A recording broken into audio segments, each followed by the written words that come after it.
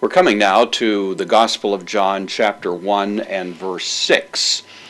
And here we have the introduction now of the character known to us as John the Baptist, although so far John the Apostle is not going to mention him with that designation.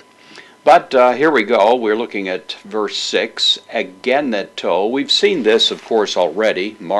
John has used it several times in his treatment of the Logos, and especially in connection with the fact that the Logos was the one by whom things came into being.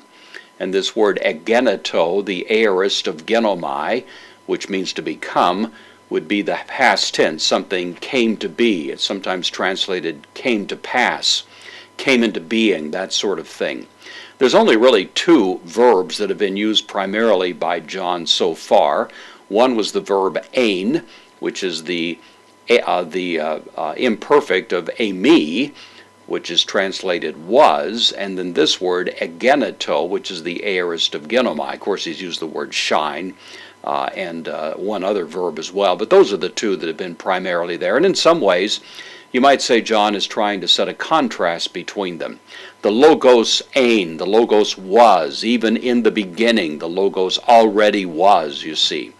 But then there's certain things that came into being, implying that before that moment, they were not there. They were nothing.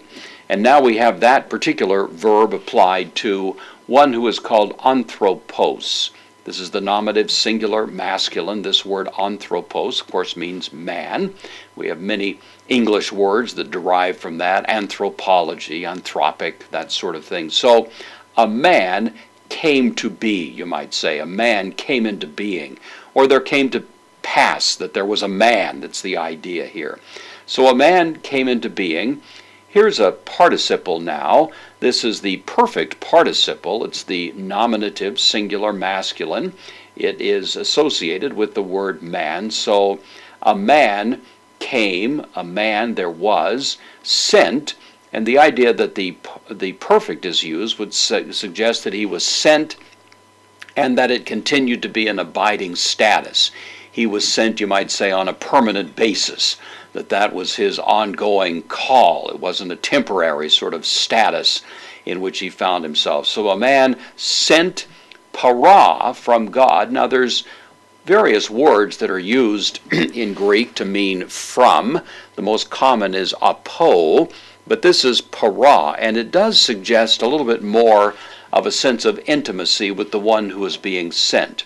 Para can also mean beside or alongside of, and it carries a little bit of that implication here. So one sent in a very special sense, in a kind of distinct sense, from God. From God, the word God here, of course, theou, is in the genitive. That's the case that goes with para. So a man came to be sent on a permanent basis from, implying a kind of intimate connection from God. Onoma, the name is the word that's suggested there. You know of nominalism, for example, a philosophy organized around names. That is derived from this particular Greek word, onoma, name. Auto, this is the dative case, sometimes called the dative of reference. And so the name with respect to this one, with respect to the one who's been mentioned here earlier, Iones.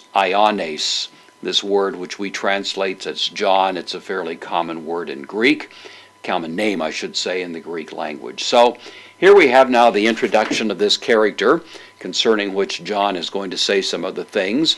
A man came to be sent from God, the name with respect to whom was John.